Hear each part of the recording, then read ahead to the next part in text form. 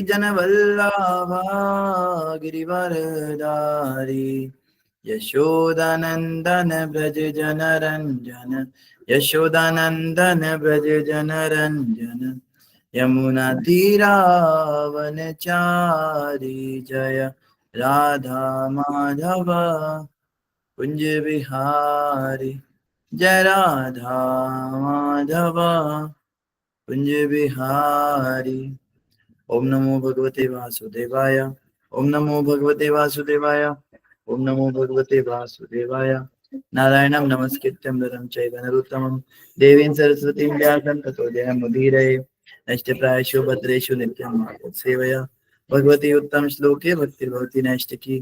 कृष्णाय वासुदेवाय देवकी नंदनाय च नंदगोपकुमाराय गोविन्दाय नमो नमः। गुरुवे गौरचन्द्राय राधिकाय तदालये कृष्णाय कृष्ण भक्ताय तद्भक्ताय नमो नमः। मुखं करोति वाचालं पङ्गुं लङ्घयते गिरिं कृपातमहं वन्दे श्रीगुरुं दीनतारिणं श्रीपरमानन्दमाधवं श्रीचैतन्येश्वरं। हरे कृष्ण कृष्ण कृष्ण हरे हरे हरे राम राम राम हरे हरे। हरे कृष्णा से भक्तों और माताओं का हार्दिक स्वागत है। आज की श्रीमद् भागवतम की इस कक्षा में स्वागतम सुस्वागतम। और हम चर्चा कर रहे हैं श्रीमद् भागवतम स्कंद 1 अध्याय 9 श्लोक संख्या 36 के ऊपर। तो जल्दी से 36 नंबर श्लोक आप सबके सामने स्क्रीन पे आ रहा है। 36 नंबर श्लोक के ऊपर अभी तक हमने चर्चा शुरू नहीं की है। आज हम 36 नंबर श्लोक के ऊपर थोड़ी चर्चा करेंगे, अनुवाद और तात्पर्य पढ़ेंगे।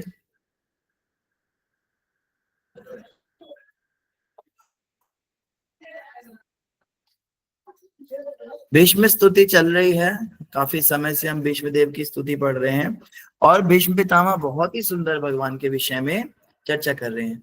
भीष्म पितामह भगवान श्री कृष्ण की स्तुति करते हुए उनको भक्त वत्सल बता रहे हैं, जैसे कि अर्जुन के भगवान सारथी बने हुए हैं और उस रूप में सामने की सेनाओं का कैसे उन्होंने आयु का हनन किया है और इस प्रकार से अर्जुन के मन में जो संशय थे, जो मोह था, उसको समाप्त करके उन्होंने उसको दिव्य ज्ञान दिया है।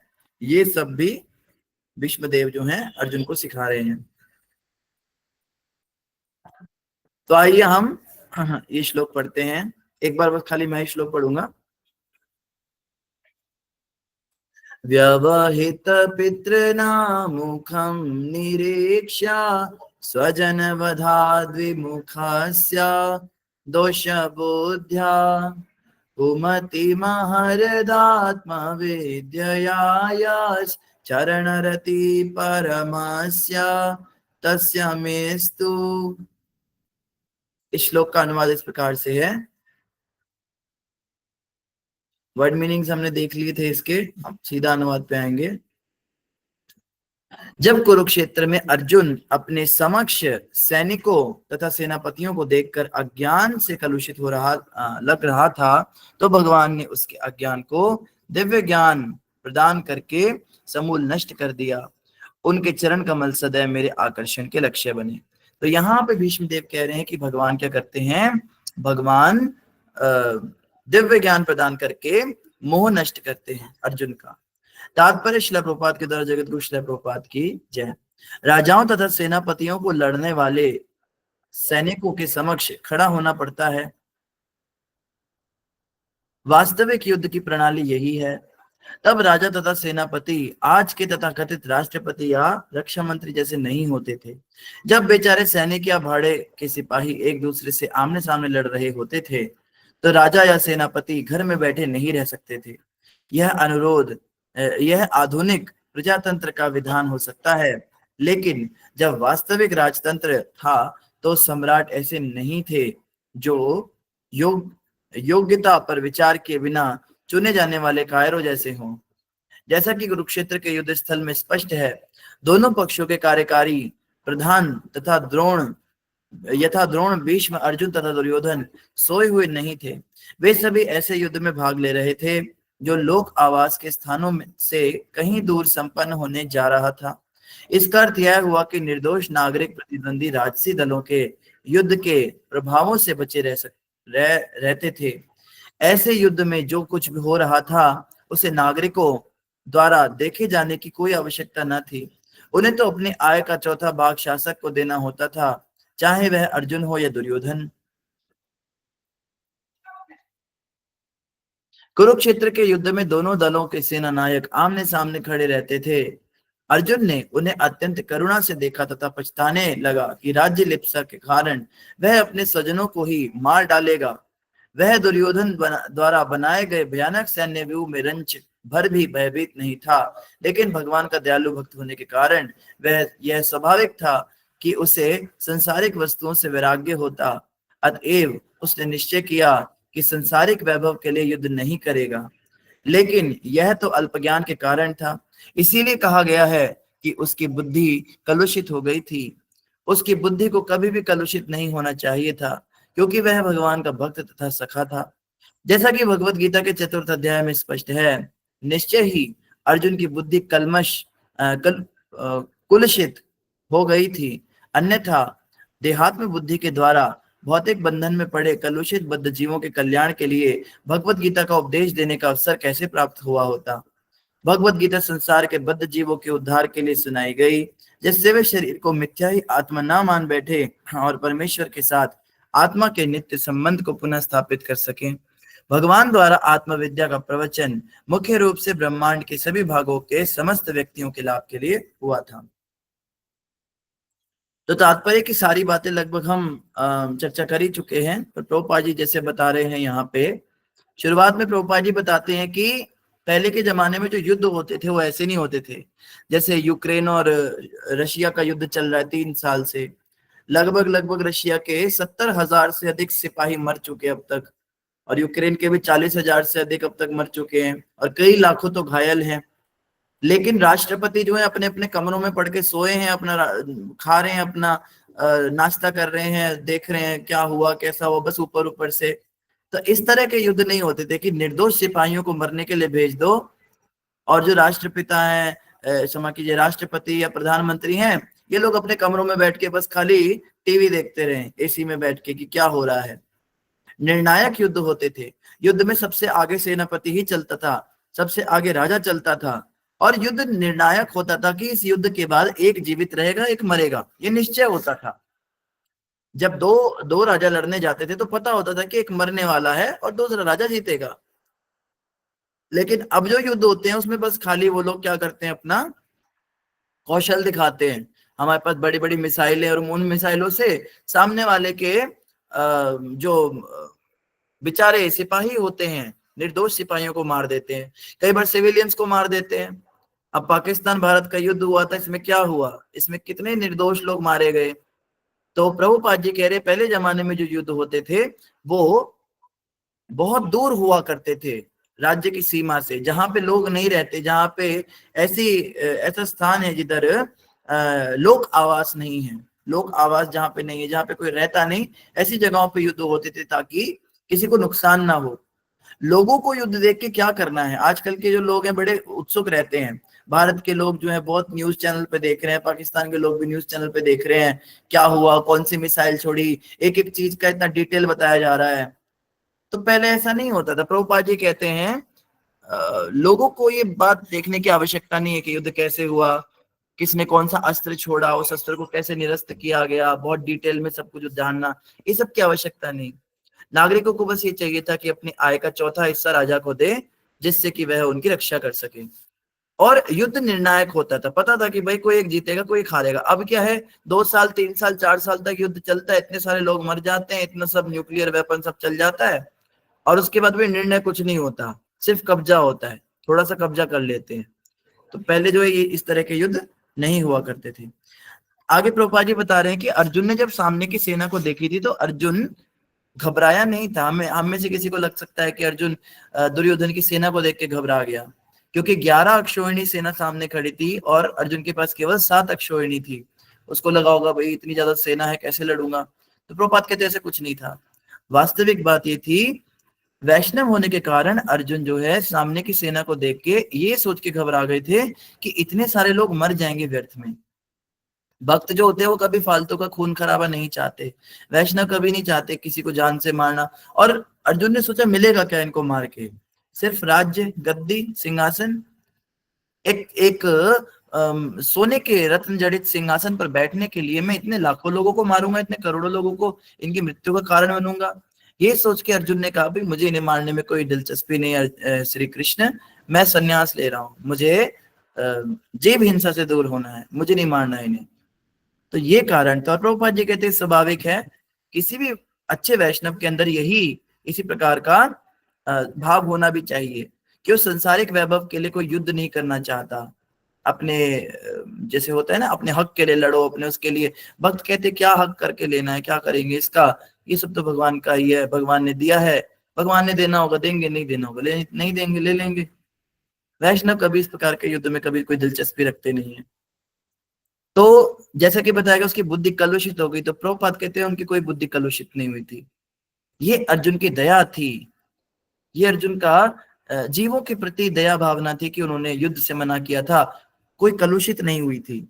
और चौथे अध्याय में भगवत गीता के प्रभुपाद जी बता रहे, वहां पे इस तरह से बताया गया कि अर्जुन की बुद्धि कलुषित हो गई थी। इसलिए बताया क्योंकि अगर अर्जुन ने अभिनय ना किया होता, एक्चुअली में अर्जुन तो केवल लीला कर रहे हैं, इस तरह से कलुषित तो नहीं हुई, लेकिन अगर वो अभिनय ना करते तो भगवत गीता रूपी अमृत हमें कैसे मिलता। तो संसार को भगवत गीता का ज्ञान मिले, इसके लिए अर्जुन ने अभिनय किया कि जैसे उनको मिथ्या वो हो गया कि आत्मा में और शरीर में उनको अंतर नहीं समझ में आ रहा है, वो उनकी बुद्धि दोष युक्त हो गई है और वो अपने ही स्वजनों को नहीं मारना चाहते। बट वास्तव में ऐसा कुछ नहीं था, ये सब केवल भगवत गीता का गान भगवान श्री कृष्ण से कराने के लिए उन्होंने इस तरह से किया था। और अंत में प्रभुपाद जी बता रहे हैं, भगवान द्वारा आत्मविद्या का प्रवचन मुख्य रूप से ब्रह्मांड के सभी भागों के समस्त व्यक्तियों के लाभ के लिए हुआ था। ऐसा नहीं है कि कोई कह सकता है भगवत गीता क्यों पढ़नी है। दो दोस्त आपस में बात कर रहे हैं, एक दोस्त कह रहा है मुझे लड़ना नहीं है, दूसरा उसको कन्विंस कर रहा है भाई लड़, तू, तेरे लिए बड़ा जरूरी है लड़ना इस समय। तो ये लोग आपस में बात करके मर गए दोनों ने, एक ने लड़ाई कर दी, लड़ाई करके जीत गया, तो हम क्यों किताब पढ़ें कि उसने लड़ने के लिए कन्विंस कैसे किया। मुख्य रूप से कोई बाहर का विधर्मी व्यक्ति यही कहता है भगवत गीता क्यों पढ़नी है, इसमें तो कृष्ण नाम का व्यक्ति अर्जुन नाम के व्यक्ति को लड़ने के लिए प्रेरित कर रहा है। रशिया के अंदर एक बार भगवत गीता बैन हो गई थी, पता है आपको। हाँ भगवत जी। गीता इसलिए बैन हो गई थी। हाँ जी धन्यवाद। मतलब पता है आपको, मैं बोलता हूँ तो आपको जवाब देने की आवश्यकता नहीं है, मतलब ऐसे ही बोल रहा हूँ। तो भगवत गीता बैन हो गई थी रशिया के अंदर, क्यों, इसी कारण से। वहां पर यही प्रोपेगेंडा फैलाया गया कि भगवत गीता में लड़ाई करने के लिए, ये एक ऐसी पुस्तक है, इसको पढ़ के लोग आक्रामक हो जाएंगे, इसको पढ़ के लोग आतताई हो जाएंगे, लड़ेंगे, बहुत एग्रेसिव हो जाएंगे, इसमें कोई शांति का संदेश नहीं है। पर असल चाल क्या थी, वहां के जो क्रिश्चियन मिशनरीज थे वो हरे कृष्णा को पसंद नहीं करते थे। रशिया के अंदर भगवत गीता की डिमांड इतनी ज्यादा बढ़ गई थी, भक्तों ने इतना प्रचार किया भगवत गीता का, भगवत गीता स्मगल होती थी वहां पे, भगवत गीता की तस्करियां होती थी, चुपके चुपके अंदर ही अंदर ब्लैक में भगवत गीता लोगों को दी जाती थी। और पता है इस्कॉन के भक्तों पे बैन लग गया था, इसलिए बैन लग गया था कि हरे कृष्णा के भक्त जो हैं यहाँ के मूल धर्म से नहीं है, ये यहाँ पे किसी दूसरे धर्म का प्रचार कर रहे हैं। तो इस्कॉन को एक जमीन मिली बहुत बड़ी, कई एकड़ में, वहां पे किसी ने कहा आप अपना हरे कृष्ण का मंदिर बनाइए। रशिया में आज बहुत सारे मंदिर है बड़े बड़े। तो वो उस समय की बात है जब कोई मंदिर था नहीं, तो पहली बार जमीन मिली थी, तो किसी क्रिश्चियन मिशनरी ने कोर्ट में केस डाल दिया कि ये जमीन पे हरे कृष्ण का मंदिर नहीं बनना चाहिए। असल बात ये थी, उनको तो ईर्ष्या थी भगवान श्री कृष्ण से और सनातन धर्म से। पर वो ये तो नहीं कह सकते कोर्ट में, उन्होंने कोर्ट में क्या कहा, ये जो ग्रंथ पढ़ते हैं, जो गीता पढ़ते हैं, ये जो इनका धार्मिक ग्रंथ है, इसमें हिंसा है, हिंसा को बढ़ावा दिया जाता है। पहले उन्होंने क्या कहा, इनका जो भगवान है वो मक्खन खाता है, इनका भगवान जो है वो बालक के रूप में वो मक्खन खाता है, अगर हमारे देश के बच्चे उस भगवान की पूजा करेंगे तो वो भी मक्खन खाने लगेंगे और वो सब ओवरवेट हो जाएंगे, उन सबका कोलेस्ट्रॉल बढ़ जाएगा, उनका जो मोटापा बढ़ जाएगा और वो देश के किसी काम नहीं आ पाएंगे, आलसी हो जाएंगे। पहले तो ऐसी दलीलें देते गए। कोर्ट ने कहा ये क्या बात है, कोई ठोस बात थोड़ा है। तो लास्ट में उन्होंने ये हथकंडा अपनाया कि भगवत गीता में फिर कृष्ण भगवान के चरित्र पे प्रश्न उठाया कि इनका जो भगवान है इसकी 16,000 रानियां हैं, ये इतना कामी भगवान है, इसने इतनी शादियां की हैं। तो ऐसे व्यक्ति को ये भगवान मानते हैं जो इतनी शादियां करता है, अगर हमारे देश के लोग ये इसको भगवान मानेंगे तो यहाँ पर भी ये सब संस्कार शुरू हो जाएगा। तो भक्तों ने खैर बड़ा सुंदर उत्तर दिया। उन्होंने बताया कि आपके जीसस क्राइस्ट के आप सब नंस बनते हो, तो आप सभी शपथ क्या लेते हो, शपथ को दोहराओ। तो उसने बोला शपथ ये है कि मैं तन मन धन से जीसस को समर्पित हूँ। बोले आज तक के इतिहास में लाखों करोड़ों स्त्रियां जो है वो जीसस की पत्नियां बनी है, तो किसकी पत्नियां ज्यादा है, कृष्ण की या जीसस की। तो ऐसे करके कुछ दलील दी। लास्ट में उन्होंने कहा भगवत गीता पे बैन लगाया जाए। तो भक्तों ने क्या किया, प्रभुपाद जी के जितने ग्रंथ थे सारे ग्रंथों की कॉपी उस जज को दी और बोला कि आप इनको स्वयं पढ़िए, आप इसका अध्ययन कीजिए और फिर आप निर्णय दीजिएगा। तो जज ने कहा ठीक है मैं स्वयं पढ़ूंगा। तो जज ने वो प्रभुपाद जी की पुस्तकें पढ़ी, भगवत गीता पढ़ी, अन्य भी ईशोपनिषद वगैरह सब दिया। तो कुछ महीनों का समय मांगा उसने, कोर्ट ने। तो लास्ट में जब कई महीनों के बाद में कोर्ट ने फाइनली सुनवाई दी, उसने कहा कि हाँ भाई मैंने ये ग्रंथ खुद पढ़े और मैं ये कहता हूँ इसमें किसी तरह की हिंसा की कोई बात नहीं, ये बहुत परे का ज्ञान है, ये बड़े दूर की बातें करता है और ये इसमें जो विज्ञान है ये बहुत प्रामाणिक शास्त्रों से दिया गया है। मतलब वो कन्वेंस हो गया, वो भी भक्त बन गया। तो भी वो क्रिश्चियन मिशनरीज जो चुप नहीं हो रहे थे, उन्होंने कहा तुमने जज को भी घेर लिया, हम लोगों से भी पूछना चाहेंगे। तो इस पे टीवी पे एक इंटरव्यू हुआ लाइव, और जितनी जनता उसको देख रही थी पूरे रशिया की, सबको बोला गया आप वोट कीजिएगा कि आप किसको वोट करना चाहेंगे, इस्कॉन को या फिर क्रिश्चियन मिशनरी को। तो वो क्रिश्चियन मिशनरी जो बार बार भड़क रहा था, बार बार गुस्सा कर रहा था, और जो हमारे इस्कॉन के डिवोटी थे वो बड़े शांति से बैठे थे, इसके मदन मोहन प्रभु जी थे, वो बड़ी शांति से जवाब दे रहे थे, हंस रहे थे, और वो कई बार उनको उकसाने की कोशिश कर रहा था, बट वो प्रभु जी कभी उकसाए नहीं गए उससे, वो एकदम शांत बने रहे, डिबेट चली। और आपको जानकर हैरानी होगी, रशिया में जहां पे लोग बिल्कुल ही ज्यादातर क्रिश्चियन ही वहां पे रहते, उस समय तो सनातन था नहीं, इस्कॉन था नहीं, तो भी इस्कॉन को 49% वोट मिला और 51% मिला उस क्रिश्चियन मिशनरी को। खैर अंत में तो वो जमीन इस्कॉन को मिल ही गई, बाद में मंदिर भी बना। तो यहाँ पे बताया गया कि ये नहीं सोचना है कि ये तो भगवान कृष्ण ने अर्जुन को कुछ, ये जो भगवत गीता का ज्ञान है ये ब्रह्मांड के सभी भागों के वास्तविक व्यक्तियों के समस्त लाभ के लिए है। ब्रह्मांड की बात हो रही है, ये नहीं कहा गया कि जो कृष्ण को मानते हैं उनके लिए गीता है, जो कृष्ण को नहीं मानते उनके गले काट दो, जो जो जो सनातनी नहीं है उनको जान से मार दो। सनातनी कोई नहीं हो, ऐसा हो ही नहीं सकता, जो पैदा हुआ है वो सनातनी है, सभी के हृदय में परमात्मा बैठे हैं। हमारे यहाँ सनातन धर्म में ये नहीं सिखाया जाता, ये जो मानेगा वो सनातनी, जो नहीं मानेगा, जो नहीं भी मानता उसको नास्तिक कहा गया, लेकिन वो भी सनातन में ही आता है। आस्तिक और नास्तिक आते हैं, फिर आस्तिकों में आते हैं जो आर्य हैं या जो अनार्य हैं। अनार्य वो होते हैं जो इतने समझदार नहीं हैं, जैसे नीचे की जो जातियां होती हैं, निम्न जातियां हैं, यावन मलेच्छ हैं या चांडाल हैं या जो आदिवासी हैं, इनको कुछ ज्ञान नहीं। जो सनातन वैदिक शास्त्रों में मानते हैं उनको आर्य कहते हैं, लेकिन वो भी सनातन में ही आते हैं, अनार्य भी। अब आर्यों के अंदर फिर ब्राह्मण क्षत्रिय वैश्य शूद्र होते हैं, ये चार होते हैं, इनमें भी फिर काफी फर्दर क्लासिफिकेशन है। तो हर किसी को स्वीकार किया गया है सनातन में, और स्वीकार करें भी क्यों ना, सब कोई तो कृष्ण की संतान है। 84 लाख योनियों को भी सनातन में ही माना गया, गाय भी सनातनी है, बिच्छू भी सनातनी है, सांप भी सनातनी है, चाहे अरब का सांप हो, चाहे पाकिस्तान का सांप हो, चाहे चाइना का सांप हो, इस पूरे ब्रह्मांड में, क्या भारत की बात, क्या एलियंस भी सनातनी है। हम तो एलियंस को भी सनातनी मानते हैं। आपने वो फिल्म में देखा होगा, जादू आ गया था एक बार ऋतिक रोशन के पास, तो जादू भी हिंदू ही था। अब वो माने या ना माने, क्योंकि दूसरे ऐसे कैसे जादू वगैरह तो चलो एक ऐसी मनगढ़ंत बात है, दूसरे ब्रह्मांडों में भी दूसरे प्लैनेट्स में भी लोग रहते हैं, सूर्य लोक पे लोग रहते हैं, चंद्र लोक पे रहते हैं। अब ये कहते हैं इंडिया इंडिया जो है इतना बड़ा देश नहीं है, पूरे विश्व की, पूरे विश्व का तीसरा नंबर सबसे बड़ा धर्म है सनातन धर्म है। पहले नंबर पे इस्लाम को बताते, दूसरे नंबर पे क्रिश्चियनिटी को बताते, तीसरे नंबर पे सनातन। तो भैया सनातन की अगर आपको पॉपुलेशन जाननी है, पहले तो आप देखिए ब्रह्मांड में जितने लोग हैं, चंद्र लोक, वरुण लोक, इंद्र लोक, इन सबकी आप पहले गणना कीजिए, स्वर्ग लोक, पाताल लोक, सब लोग सनातनी, सब धोती पहनते, सब तिलक लगाते हैं। अब आप इनकी गणना कीजिए, फिर आपको पता लगेगा। ये जो कैटव धर्म है ना, कैटव धर्म कहते हैं, ये इस्लाम, ये क्रिश्चियनिटी, बुद्धिज्म, ये सब कैटव धर्म है, ये कलयुग में पनपते हैं। इनकी भविष्य पुराण में भविष्यवाणी की गई है, ये कलयुग में पनपते कुछ समय के लिए और बाद में फिर लुप्त हो जाते हैं, फिर से सतयुग आता है तो फिर से सनातन का ही वर्चस्व रह जाता है। तो ये कैटव धर्म क्या होते हैं, ये एक मानसिक अवधारणा होते हैं। जैसे मान लीजिए गोल्ड है, ठीक है, गोल्ड में आईएसआई मार्क होता है, ठीक है, आप सब आईएसआई देखकर ही गोल्ड खरीदते हैं। तो आईएसआई का मार्क जो है वो उसमें तब लगाया जाता है जब वो ज्वेलरी बनाई गई। अब मानिए किसी कंपनी ने उसको खरीद लिया उस गोल्ड को, और उसने उस आईएसआई मार्क के ऊपर अपनी कंपनी का लोगो चिपका दिया, तो वो एक कृत्रिम रूप से चिपकाया गया लोगो है, ये कि ये मुसलमान हो गए, अब ये क्रिश्चियन हो गए, अंदर वो आईएसआई का मार्क अभी भी है जो छुपाया जा रहा है। तो वो सनातन जो है वो अभी भी इनके अंदर है, लेकिन और ये केवल कलयुग के अंदर ही कैटव धर्म आते हैं। तो इस प्रकार के सेक्युलरिज्म से हमें बचना है। सेक्युलर नाम की कोई चीज नहीं होती।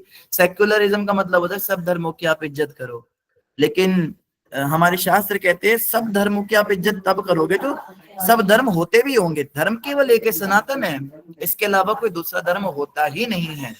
तो सेक्युलरिज्म नाम की चीज एक्चुअली में एग्जिस्ट करती ही नहीं, क्योंकि धर्म केवल सनातन है। बाकी जो इसको नहीं मानते वो भी नास्तिक नास्तिक उसमें आ जाएंगे, नास्तिक की कैटेगरी में आ जाएंगे। तो खैर भगवत गीता में इस प्रकार से भगवान ने अर्जुन को उपदेश दिया है। तो इसी के साथ हमारा 36 नंबर श्लोक पूरा हुआ। किसी भक्त का 36 नंबर श्लोक से कोई प्रश्न है तो आप पूछ सकते हैं, नहीं तो हम 37 नंबर श्लोक पे चलते हैं। 37वां नंबर श्लोक आप सबकी स्क्रीन पे आ चुका है। कुछ भक्तों ने हैंड रेज किया था, अगर उनके मन में कोई डाउट है, कोई प्रश्न है तो वो कर सकते, पूछ सकते हैं। रंजना माता जी। कृष्णा प्रभु जी, आपके चरणों में कटोरी गणेश प्रणाम सेवा करूँ। प्रभु जी, जैसे आपने जैसे भी बताया कि सनातन धर्म ही है, मतलब पूरे विश्व में एक ही धर्म है, तो फिर ये जो इतने सारे धर्म और अलग अलग है, सिख धर्म में है, ईसाई धर्म में है, क्रिश्चियन धर्म में है, मतलब बहुत सारे धर्म, जैन धर्म है, तो प्रभु जी ये सब फिर इतने धर्म क्यों है प्रभु जी, जैसे क्यों बनाए गए हैं सब, जिसके सब कारणों के कारण तो भगवान ही है, सब भगवान से ही आया है, तो फिर ये अलग अलग धर्म बनाया गया प्रभु जी। बहुत अच्छी बात बताई रंजना माता जी। पहली बात हमें इनके इतिहास को देखना होगा। अगर हम इनका इतिहास जांचेंगे तो पता चलेगा ये जिस समुदाय में, जिस समय पे, जिस परिस्थिति में बनाए गए थे ये धर्म, उस समय के लोग लगभग लगभग नास्तिक थे, या फिर वो लोग ऐसे थे जो बिल्कुल आदिवासी थे। तो असभ्य लोगों को सभ्यता देने का प्रयास किया गया था। एक अच्छी सोच थी कि असभ्य लोग हैं, ये लोग ऐसे ही कारवां चलाते हैं, अलग अलग इनके झुंड होते हैं। उस समय उनके झुंड हुआ करते थे, उन्हें कबीला कहते थे, कबीलों में रहा करते थे, आपस में लड़ते थे, और कोई भगवान की पूजा पाठ नहीं करनी, बस जीवन का उद्देश्य खाना पीना सोना रह गया था उनका। थे वो भी सनातनी, लेकिन वो कह लीजिए कि असभ्य हो गए थे, सब कुछ उनको भूल गया था, किसी प्रकार की कोई उनको जानकारी ट्रांसफर नहीं हुई, किसी जो है समूह में ऐसे फंस गए। तो उन लोगों को सभ्यता देने के लिए कृत्रिम रूप से, एक आर्टिफिशियल तरीके से उनको कुछ नियम दिए गए। भाई ऐसे नहीं चलना है, शादी करनी पड़ेगी, ऐसे नहीं, कोई भी स्त्री कोई भी पुरुष कुछ भी चल रहा ही नहीं, शादी करो। ये शादी करने तक की बेसिक चीज भी उनको, आप देखिए कुरान में कितना डिटेल है शादी के ऊपर।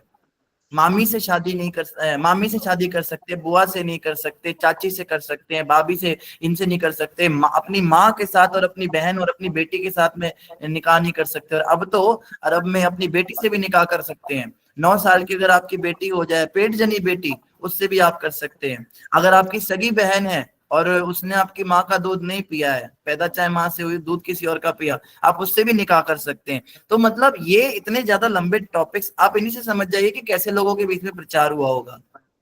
मांस की बात आई, मांस इस जानवर का नहीं खाना, इसका खाना है, सुअर का नहीं खाना, और कुत्ते का नहीं खाना, और ये खा सकते हैं, इसका खा सकते हैं। तो ये इस पे टॉपिक, तो मतलब वो एक तरह से उन लोगों को सभ्य बनाने की कोशिश कर रहे हैं, कुछ नियम कानून के तहत उनको डाल रहे हैं।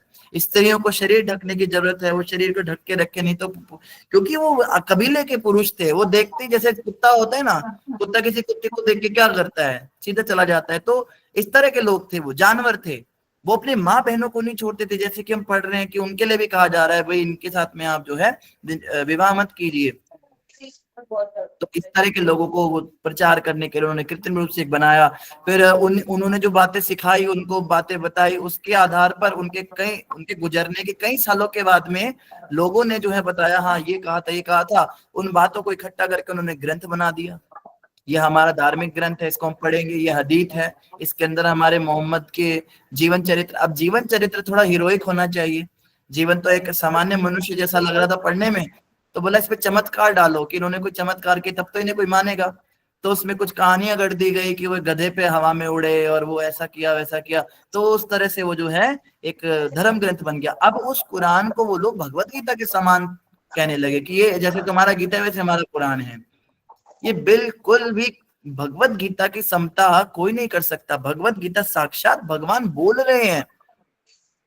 वेद शास्त्र ब्रह्मा जी के द्वारा लिखे गए, वेद व्यास भगवान ने लिखे हैं, उनकी बराबरी किसी भी मानव मात्र के द्वारा लिखित ग्रंथ के साथ या किसी भी ऐसे साहित्य के साथ नहीं की जा सकती। आप कितना भी सुंदर किताब लिख दीजिए, कितनी भी अच्छी आप चाहे, जैसे कोई लिटरेचर लिखने वाले हुए हैं, जैसे बड़े सारे हुए हैं, ये जो है शेक्सपियर हुए हैं, या अभी भी जो है चेतन भगत वगैरह लिखते रहते हैं, इनकी कितनी भी अच्छी कितनी भी सुंदर किताब हो, वो ग्रंथों के साथ कभी भी उनकी समता नहीं हो सकती, क्योंकि ये दैव वाणी है। ये किसी मनुष्य के द्वारा, ये मुंडक उपनिषद है, भागवत पुराण है, रामायण है, गीता भागवत है, वेद है, इन सबको किसी मनुष्य ने नहीं लिखा है। इनके साथ उनको समता करना कि तुम इस धर्म को मानो, वो इस धर्म को मानेंगे, तुम्हारा ये ग्रंथ ऐसे उनका वो ग्रंथ है, वो तो कॉपी पेस्ट करके कोशिश कर रहे हैं हम एक नया धर्म क्रिएट कर दें। तो सब कुछ जो है फ्रॉड चल रहा है एक तरह से कह लीजिए। चाहे कोई भी धर्म है, बाइबल भी है, जीसस क्राइस्ट ने कभी नहीं कहा मैं भगवान हूं, मोहम्मद ने कभी नहीं कहा मैं भगवान हूं, जैनियों के जो तीर्थंकर है वो भी कभी नहीं कहते थे भगवान हूं, सिखों के 10 गुरु है, 10 गुरुओं ने कभी नहीं कहा मैं भगवान हूं, श्री कृष्ण ने कहा मैं भगवान हूं। और हर गीता के श्लोक में वो इस प्रकार से अपनी भगवत्ता को स्थापित कर रहे हैं। अहम सर्वस्य प्रभुः मत्ता सर्वम प्रवर्तते, मैंने सारे संसार को बनाया है। अहम आदिर ही देवानाम महर्षि नाम से सर्वशा, मैंने देवता प्रकट किए, मैंने सृष्टि बनाई। ऐसा क्लेम क्या आपको किसी अन्य ग्रंथ में मिलेगा? हर ग्रंथ में व्यक्ति कह रहा है वो है जिसने बनाया, अल्लाह ने बनाया, गॉड ने बनाया, गॉड हैज क्रिएटेड। तो हर ग्रंथ में वो किसी व्यक्ति के ऊपर इशारा कर रहे हैं कि उसने बनाया, लेकिन उस व्यक्ति ने कभी अपने मुंह से कुछ बात नहीं कही है, वो केवल उसकी एक अवधारणा दे रहे हैं। और गीता में वो व्यक्ति स्वयं बोल रहा है। मानो कि चलो उनकी बातें सही भी हैं, बाइबल और कुरान को हम गलत नहीं ठहरा रहे, वो भी कुछ बातें तो ठीक ही बोलते हैं कि भगवान सब करते हैं, लेकिन भगवान का स्वरूप उन्होंने कभी देखा नहीं, तो उन्होंने कह दिया निराकार। पहले कहते निराकार है, तो निराकार है तो God has created human in man in his image क्यों लिखा गया बाइबल में कि वो उसने भगवान ने इंसानों को अपना रूप दिया? अगर अपना रूप दिया होता तो हम भी लाइट होते आज, ठीक है, ये बात हम पहले भी चर्चा कर चुके हैं। तो ठीक है, वहां उन ग्रंथों का हम वो नहीं करते, लेकिन उन ग्रंथों में किसी ने खुद को नहीं कहा कि मैं भगवान हूँ, या ठीक ठीक किसी ने वर्णन नहीं दिया कि भगवान ऐसे दिखते हैं। निराकार के ऊपर जो है कर दिया क्योंकि हम देख नहीं सकते। अब कृष्ण भगवान गीता में बताते हैं मेरा ऐसा स्वरूप है, पांडवों में मैं अर्जुन हूँ, मनुष्यों में राजा हूँ, सर्पों में वासुकी हूँ, देवताओं में इंद्र हूँ। ऐसे भगवान अपनी विभूतियां दे रहे हैं चारों तरफ। तो ग्रंथों की अगर हम बात करें तो समस्त जितने ये दूसरे धर्मों के या जो मानव मात्र धर्म है, मानव निर्मित धर्म है कह लीजिए, इनके अंदर जो बातें कही गई वो आप गुरु ग्रंथ साहिब को उठा लीजिए, क्या कहते हैं उसमें गुरु साहिब? वहां पे कहते हैं मैं ता परम पुरख दादासा देखन आया जगत तमाशा, जे नर मोय भगवान अचरे है ते नरक कुंड मा जाए है। जो मुझे भगवान कहेगा, गुरुजी कह रहे हैं, जो मुझे भगवान कहेगा वो नरक कुंड में जाएगा। मैं तो परम पुरुष का दास हूं और मैं केवल संसार का तमाशा देखने आया हूं। उन्होंने कभी नहीं कहा मैं भगवान हूं। आप उनको भगवान मान के बैठ जाइए, अलग बात है। आप मोहम्मद को भगवान मान के बैठ जाइए, आप जीसस को भगवान मान के बैठ जाइए, लेकिन इन्होंने कभी क्लेम नहीं किया श्री कृष्ण ही भगवान है, श्री कृष्ण ही भगवान थे, श्री कृष्ण ही भगवान रहेंगे। किसी ग्रंथ में, हमारे सनातन धर्म के शास्त्रों में भी किसी व्यक्ति ने ऐसे क्लेम नहीं किया इतना खुल के, और ना किसी अन्य की कोई गरिमा है। कोई व्यक्ति ऐसा कह भी नहीं सकता। अगर कोई खुद को भगवान कहता है तो वो फ्रॉड है। प्रभुपाद जी ने कहा है वो वो गोवर्धन उठाकर दिखाए, वो व्यक्ति आग पी के दिखाए, तो भगवान ऐसे थोड़ा ना कोई भी बन जाता है। तो ये जो है ये एक अच्छा, अब ये प्रश्न उठता है ये आते क्यों हैं, ये सब धर्म क्यों बन जाते हैं? कलयुग का प्रभाव है। कलयुग में कैटअप धर्म आते हैं। भागवत में ही इसका वर्णन आएगा। भागवत पुराण के अंत में जब हम जाएंगे 10वें 11वें स्कंद में, तो वहां पे भविष्यवाणियां होंगी कि जैसे जैसे कलयुग बढ़ेगा तो इसमें ऐसे ऐसे धर्म पैदा होंगे जो देखने में लगेंगे प्रामाणिक धर्म है, लेकिन वो चीटिंग रिलीजन होंगे। चीटिंग रिलीजन मतलब ना तो उनमें भगवान की कोई स्पष्ट व्याख्या होगी कि भगवान कैसे दिखते हैं, क्या होते हैं, ना उनमें भगवान का कोई वर्णन होगा। तो इस प्रकार से कलयुग के अंदर लोगों को भटकाने के लिए नए नए धर्म ये सब चलेंगे, लेकिन हमें इसमें नहीं फंसना है। हमें सिर्फ इतना पता है। प्रभुपाद जी तो यहाँ तक कहते थे हमें हिंदू मुस्लिम में भी नहीं फंसना। प्रभुपाद जी ने कई जगह पे ये भी कहा कि हम हिंदू भी नहीं है, क्योंकि हिंदू, जब हम अपने आप को हिंदू कहेंगे तो फिर हम मुसलमानों के दुश्मन हो जाएंगे। हम जैनियों के और बुद्धिस्टों के और सिखों के और इन सब से हम अलग हो जाएंगे। प्रभुपाद ने कहा हम सिर्फ कृष्ण भक्त हैं, ये हमारी पहचान है, हम वैष्णव हैं, कृष्ण को भगवान मानना है, कृष्ण की ही पूजा करनी है। अब कृष्ण को अलग अलग रूपों में अगर अलग अलग धर्मों में स्वीकार किया जा रहा है तो ठीक है, लेकिन अगर वो कहें कि कृष्ण नाम का कोई व्यक्ति एग्जिस्ट नहीं करता, हमारा अलग ही कोई भगवान है, हमारा कोई डिफरेंट गॉड है, कोई वखराई भगवान है, फिर वो चीटिंग रिलीजन है। अगर वो एक्सेप्ट करते कि ठीक है जिसको आप कृष्ण कह रहे हो उसे ही हम भगवान मान रहे हैं, फिर हमें कोई समस्या नहीं। लेकिन वो कृष्ण के अस्तित्व को नकारते हैं तो वो क्या है, वो कैट ऑफ धर्म है, वो चीटिंग रिलीजन है। रंजना माता जी। धन्यवाद प्रभु जी, बस ऐसा बताया। अशोक प्रभु जी। हरे कृष्णा प्रभु जी, दोनों प्रणाम। प्रभु जी, गुरु नानक देव जी ने जगन्नाथपुरी के ड्योढ़ी में बैठती एक आरती बोली थी, बहुत बड़ी आरती बोली थी, जो वास्तव में आरती है, कैसे आरती बोली प्रभु जी, उसका अर्थ समझाइए, वो आरती बताइए हमें। क्षमा कीजिएगा प्रभु जी, मैंने सिख ग्रंथ इतने नहीं पढ़े हैं, बस मैंने इतने पढ़े हैं कि जितने में थोड़ा बहुत समझ में आ जाए। फिर भी मैंने सुना है उसके बारे में, गोपाल तेरा आरता वो लिखा था गुरु नानक देव जी ने। कोमल प्रीत माता जी ज्यादा अच्छे से बता सकती हैं, कोमल माता जी सिख धर्म से आती हैं, पीछे माता जी से प्रार्थना है, वो समझा सकते हैं। तो हरे कृष्ण कोमल माता जी।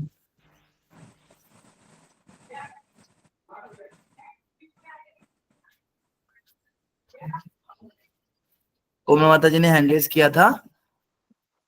हरे कृष्ण सभी भक्तों को, हरे कृष्ण प्रभु जी, दंडवत प्रणाम। प्रभु जी अगर आप आज्ञा दे तो मैं थोड़ा सा, मतलब मेरे को बहुत ज्यादा तो नहीं पता, बट जो अभी थोड़ी देर पहले भगवान की कृपा से जगन्नाथपुरी गई थी तो वहां से कुछ इन्फॉर्मेशन मिली थी, तो मैं आपको वो बता सकती हूँ। हम सबको बहुत खुशी होगी माता जी, आप जरूर बताइए।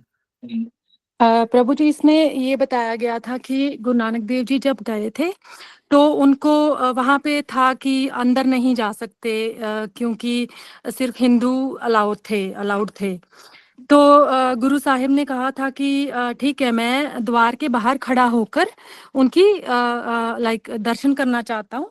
और उन्होंने जब दर्शन किए थे तो भगवान का जो निराकार स्वरूप है, जिसको सिख मतलब मानते हैं कि भगवान का कोई रूप नहीं है, तो जब गुरु नानक देव जी ने जगन्नाथ प्रभु जी को देखा था तो उनको बिल्कुल वैसा ही लगा था, क्योंकि जगन्नाथ प्रभु जी के हाथ पूरे नहीं है, उनके पैर पूरे नहीं है, ठीक है। तो जब गुरु नानक देव जी ने उनको देखा तो वो एकदम से लाइक जीरो स्टेज में चले गए थे, शून्य स्टेज में चले गए थे कि ये तो वही हैं जिनको हम बोलते हैं कि जिनका कोई स्वरूप नहीं है, क्योंकि जगन्नाथ भगवान का जो हमने पता उनकी पलकें नहीं है, ठीक है। तो वो तो एकदम से जब वो अचंभे में चले गए थे तब उन्होंने बोला था कि भगवान की जो आरती है, ठीक है, आप मुझे अंदर नहीं जाने दे रहे तो मैं यहीं से उनकी आरती करता हूँ। तो तब उन्होंने आरती करी थी कि कैसी आरती होए पवखंडना तेरी आरती, अनहदा जगत भजंत पेरी, like the whole universe is doing puja for your आरती,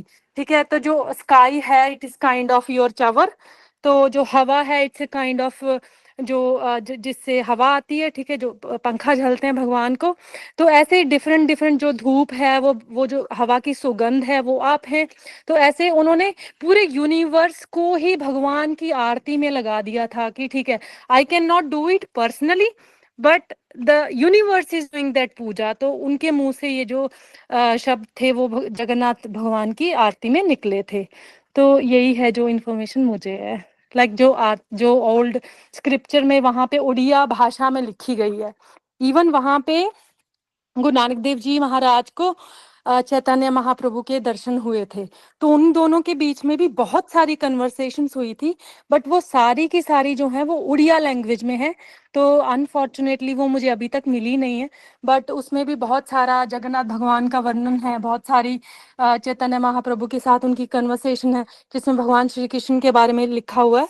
तो आई होप अगर आप में से कोई वहां से है तो आई बी वेरी हैप्पी अगर वो इन्फॉर्मेशन भी हमारे पास आ सके। तो ये सब गुरु नानक देव जी ने जगन्नाथ जी के लिए डायरेक्टली लिखा था। इसमें कोई नहीं कुछ कह सकता कि नहीं कुछ और है किसी और के लिए, नहीं।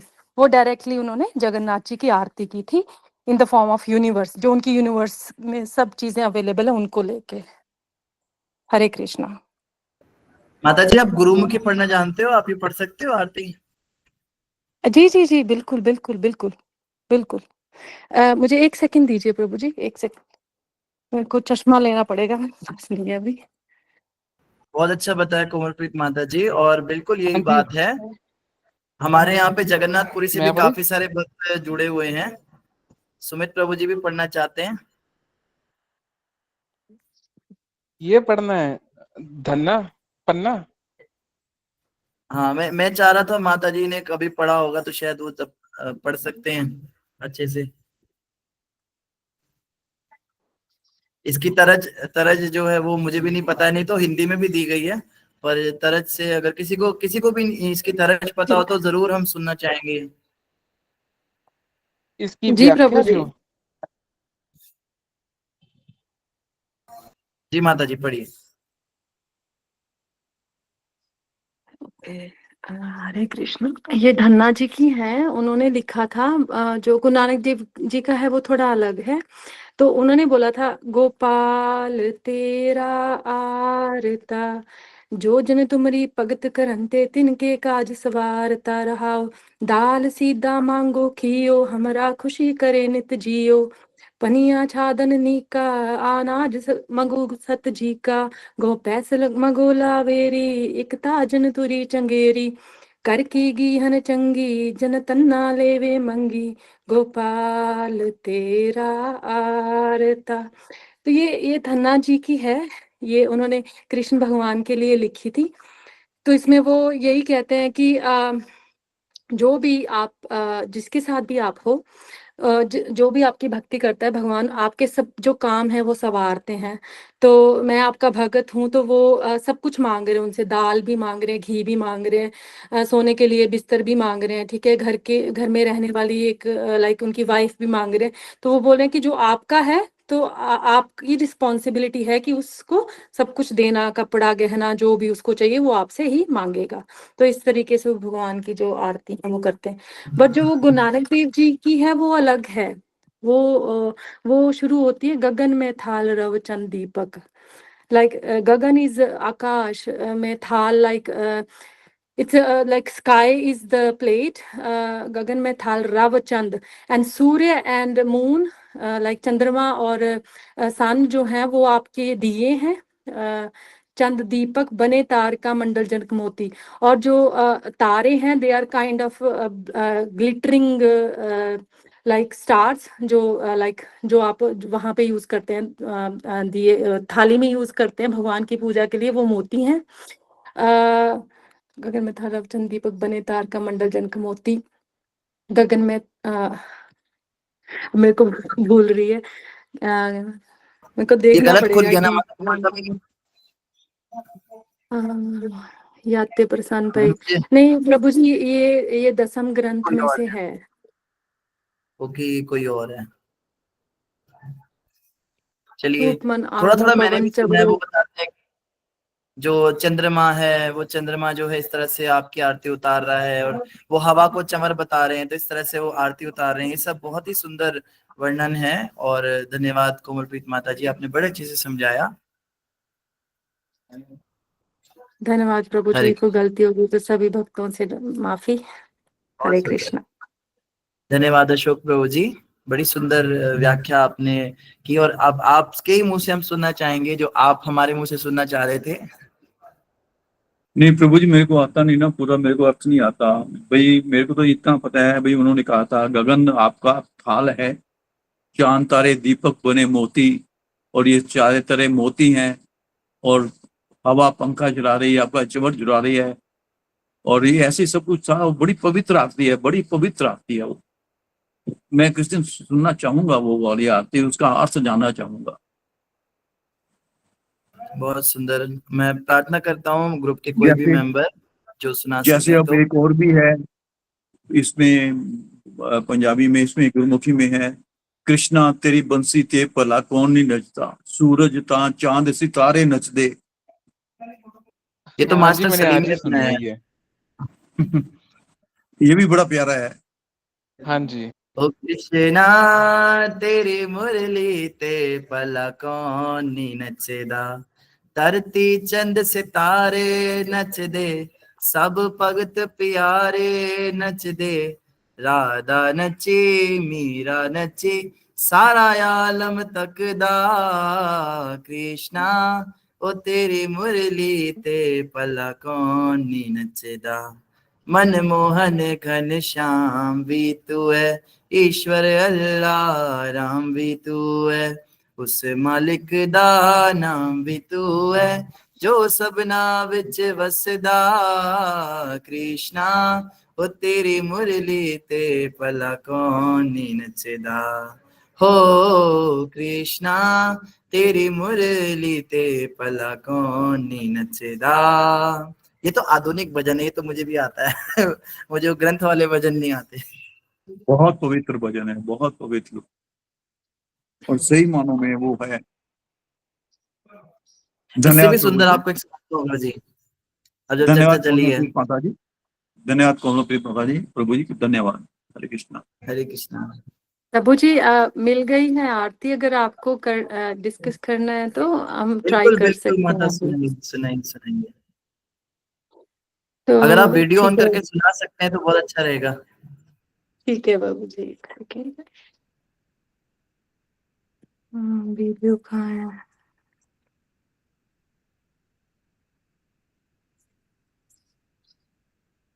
प्रभु जी हरे मुझे कृष्णा पता नहीं प्रभु जी। चल रहा कैमरा, हाँ यहाँ पे जी। प्रभु जी हरे कृष्णा, सभी भक्तों को सुनाइए दंडवत सुनाइए। प्रणाम। तो प्रभु जी इसमें है लाइक ये है गुरु ग्रंथ साहिब जी के अंग नंबर 663 पे है। गुरु नानक देव जी ने बोली है जब उन्होंने जगन्नाथ जी को देखा था। तो पहली तो हमने पंक्ति पढ़ ली गगन में थाल वाली। तो सेकंड में वो बोल रहे हैं कि कैसी आरती होए पव खन्ना तेरी आरती, अनहदा शब्द वाजंत पेरी। लाइक आपकी इतनी सुंदर आरती है, ठीक है, कि पूरा यूनिवर्स इसमें लाइक पार्ट ले रहा है, ठीक है। तो लाइक की जो साउंड है, जैसे मंदिर में हम बेल लेते हैं उससे साउंड करते हैं घंटी से, तो वो बोल रहे कि ये जो अनहद नाद जो ब्रह्मांड से जो साउंड आ रहा है वो भी आपके लिए बोला जा रहा है, आपकी आपकी आरती के लिए वो साउंड गूंजता है, ठीक है। तो इसीलिए तो आपकी आरती जो है वो इस ब्यूटीफुल तरीके से लाइक हो रही है कि पूरा यूनिवर्स, पूरा स्काई, एयर, सब जितना भी साउंड है वो उसमें पार्ट ले रहा है। तो आगे बोलते हैं सहज तव नैन नन नैन है तोहे को। Like you have thousands of eyes but yet you don't have any proper eye, like Jagannath भगवान को हम देखते हैं तो उनकी पलकें नहीं है। तो बोलते हैं कि इतनी तुम्हारी आंखें हैं विराट स्वरूप में, और यहाँ पे तुम्हारी आंखें लाइक प्रॉपरली हमें नहीं दिख रही, ठीक है। सहस मूरत नना एक तो ही, ठीक है। तो इतनी सारी तुम्हारी फॉर्म्स हैं, कभी तुम इस फॉर्म में हो, कभी तुम इस फॉर्म में, कभी तुम वराह की हो, कभी तुम लाइक वामन की हो। तो यहाँ पे तो तुम्हारी फॉर्म भी प्रॉपर नहीं है, ठीक है। यहाँ पे तुम्हारे हाथ नहीं मुझे नजर आ रहे, ठीक है। सहस पद बिमल नन एक पद गंध बिन, सहस तब गंध इव चलत मोही, ठीक है। तो वो बोल रहे हैं कि इतने तरह के आपके पैर हैं, यहाँ पे मेरे को आपके पैर भी अच्छी तरह से नहीं दिखाई दे रहे, ठीक है। ये भी आप मतलब मेरे को अचंभ कर रहे हो, ठीक है। तो वहां पे बोले कि आपकी इतनी सारी फ्रेग्रेंसेस हैं, कहीं पे किसी तरह की स्मेल आ रही है, कहीं पे किसी तरह की स्मेल आ रही है, ठीक है। तो आई एम गेटिंग कंफ्यूज्ड, ठीक है, कि ऐसी आपकी जो स्मेल है, ठीक है। सब में जोत जोत है सोही, like you are the divine, मतलब जो लाइट भगवान के जो हम उनका जो स्वरूप है जो हमारे हृदय में बसा हुआ है। शिरोदक्ष विष्णु, आई थिंक उस फॉर्म में वो हमारे हृदय में बसते हैं। तो सहज तब सब में जोत जोत है सोई, like you are residing in everybody. आप सबके हृदय में शिरोदक्ष भगवान के रूप में रह रहे हो। तिस दे चानन सब में चानन होई, लाइक कि आप उस फॉर्म में सबके अंदर एक जो राइट डायरेक्शन है वो देते हो, ठीक है। गुर साखी जोत प्रगट होए, जो तिस भावे सो आरती होए, ठीक है। जो भगवान जो इंसान है जो गुरु की आज्ञा के अंदर जाता है, उसी को भगवान का जो शिरोदक्षाय वाला रूप है वो नजर आता है। ठीक है, वो जो भगवान जिस जिस रूप में भगवान हमें इंफॉर्मेशन देते हैं, हमें बताते हैं ये करना है नहीं करना है, ये गलत है सही है, ठीक है, वो हमें गुरु के द्वारा ही मिलता है। जो तिस पावे सो आरती होए, ठीक है। तो वो बोले कि जैसा गुरु आपको बता रहे हैं, ठीक है, और अगर हम वैसा कर रहे हैं और वो अगर वो आपको अच्छा लग रहा है, तो that will be the true worship, that will be the true like आपकी आरती है। ठीक है, अगर जैसा गुरु बता रहे हैं वैसे हम कर रहे हैं, वैसे हम आपको पूज रहे हैं, तो आई होप कि ये हमारी तरफ से जो आपकी आरती है वो एक्सेप्ट होगी। हर चरण कमल मुकरंद लोभित मनो अन दिनो मोहे आही प्यासा। ठीक है, वो बोल रहे हैं कि जैसे ही मैंने आपके चरण देखे हैं ना, तो मेरा जो मन है, ठीक है, वो ऐसे गदगद हो गया कि आई कैन, मतलब मैं दिन और रात मेरे को आपके चरण देखने की अब इच्छा है। ठीक है, मैं किसी और चीज को नहीं, मेरी जो प्यास है सिर्फ आपके चरणों की तरफ है। ठीक है, अनहद मोह आही प्यासा, कि आपके चरण देख के तो मुझे बस ऐसा हो रहा है कि बस जो आपके लोटस मुकंद है ना, मुकरंद लोभित, मतलब कि जो कवल आपके पैर हैं जो लोटस लाइक, अब मेरा दिल कर रहा है कि मैं बस यहीं पे रहूं, मेरे को कुछ और नहीं देखना, मेरे को आपके सिर्फ इनकी इनकी प्यास है कि दिन रात मैं इनको, अनदिन मतलब डे एंड नाइट, मैं इनको देखता रहूं। कृपा जल दे नानक सारंग को होए जा तेरे नाम विहासा, लाइक कि आप भगवान को, आप वो जगन्नाथ जी को बोल रहे हैं कि आप मेरे को ऐसा कोई अमृत दे दो अपनी दया का, कि जो मेरी प्यास है वो सिर्फ आपके नाम से बुझे, मेरे को और कुछ नहीं चाहिए। ठीक है, जो आपका नाम है बस वही मैं लूं और उसी से मेरा जो है सब कुछ लाइक दाव पे लग जाए। तो ये गुरु नानक देव जी ने उनके लिए आरती वहां पे बोली थी जगन्नाथ प्रभु जी के लिए। हरे कृष्ण। बहुत सुंदर माता जी, धन्यवाद बहुत माता जी, सुंदर बहुत माता जी, सुंदर। बहुत ही अच्छी, बहुत बढ़िया, बहुत बहुत बड़ी बोल सुंदर। माता आरती, जी, इससे बड़ी आरती नहीं हो सकती प्रभु जी की, बहुत कुमार जी सुंदर। की। अरे बोल माता जी, बहुत सुंदर। हरि बोल, हरि बोल, बहुत सुंदर, बहुत सुंदर। हरि बोल। पता लग रहा है कितने भाव से बोली गई है, और किस तरह से पूरे ब्रह्मांड में उन्होंने उस आरती को फैला दिया। एक एक दिए तक, एक थाली तक उसको सीमित नहीं रखा कि तुम अंदर मुझे आरती में नहीं जाने दे रहे हो तो मैं ब्रह्मांड वाली आरती में शामिल हो जाता हूँ। तो पूरे विश्व में जो भगवान की आरती चल रही है, जो सारा यूनिवर्सल फॉर्म है उनका, जैसे भगवान अपनी विभूतियां दे रहे हैं भगवत गीता में भी, तो ये बड़ी डीपर अंडरस्टैंडिंग है, ये बड़े परले दर्जे की अंडरस्टैंडिंग है, और बहुत ही सुंदर।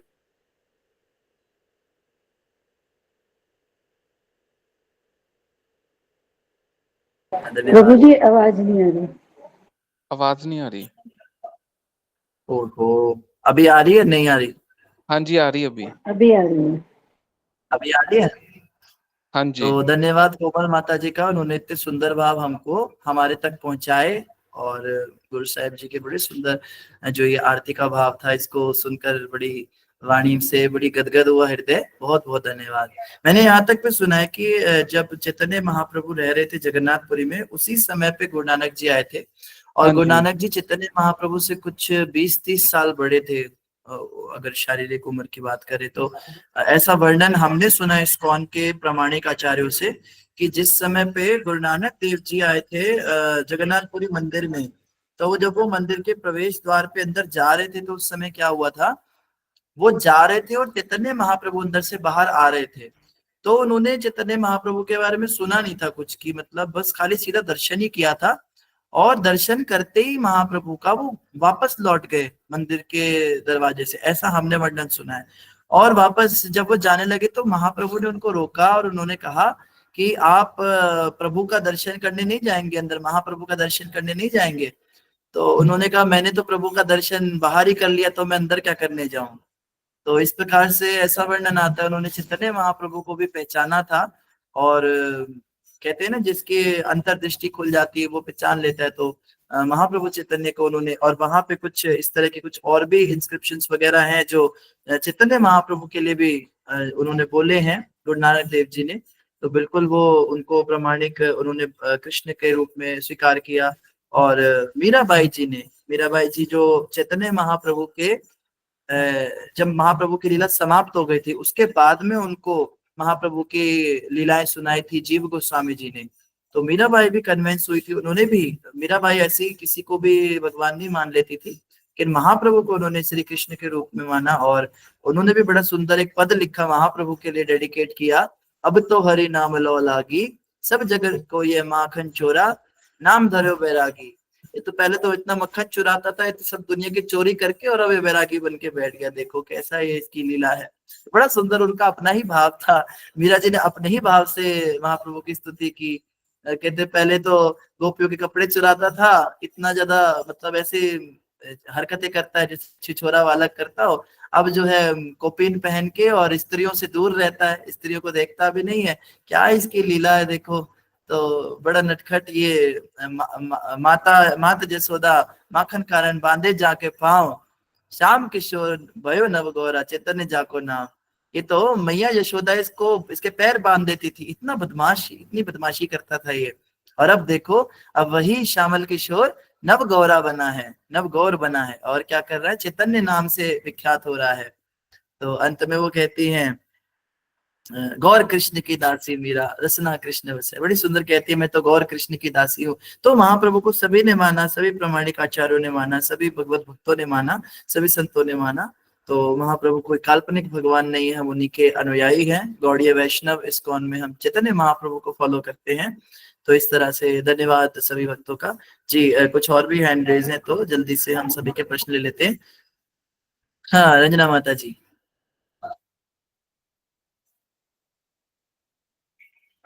आई होप मेरी आवाज ठीक से आ रही है। जी जी आ रही है प्रभु जी। रंजना माता जी, हाँ रंजना माता जी।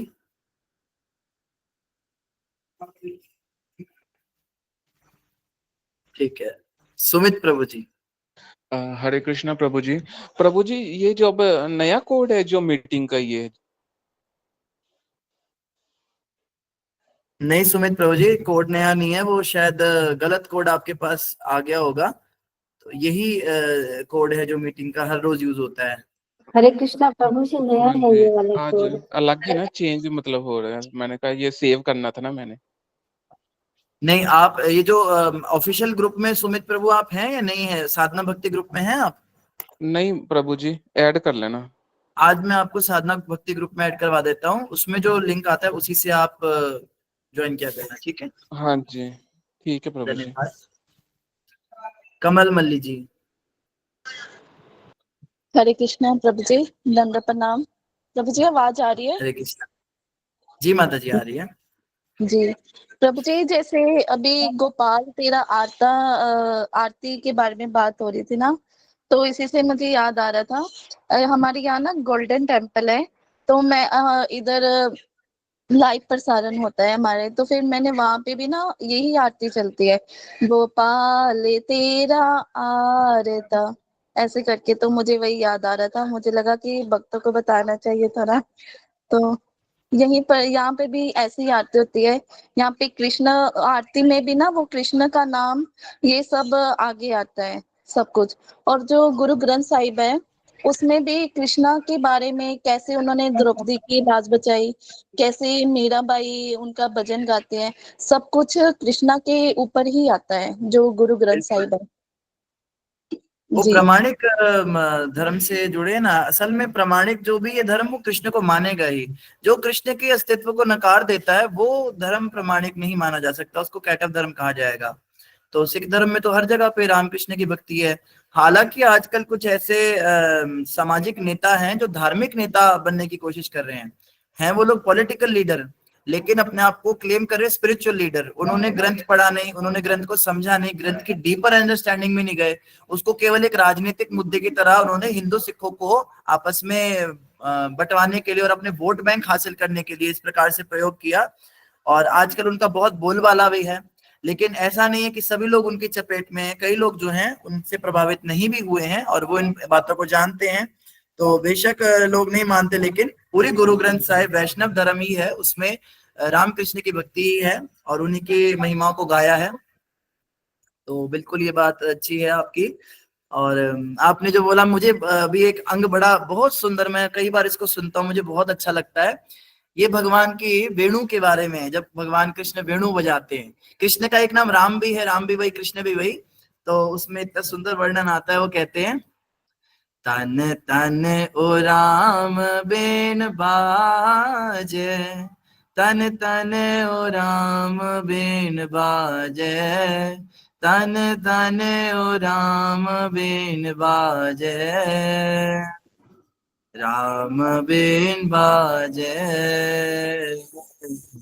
राम बेन बाजे, तन तन तुम्हें घारो मावली, तन तन उमे घारो मावली। तो मतलब ऐसे वो कहते हैं मेघों की उस रुमावली वो धन्य है जिसके रंग को भगवान श्री कृष्ण ने अपने शरीर पे लिया। तो वो कहते धन धन तु माता देव की, जय गण रमैया कमलापति। ये कमला लक्ष्मी के जो पति हैं ये माता देवकी के गर्भ में आए, तो वो देवकी माता बड़ी धन्य है, उनको उनको धन्य है।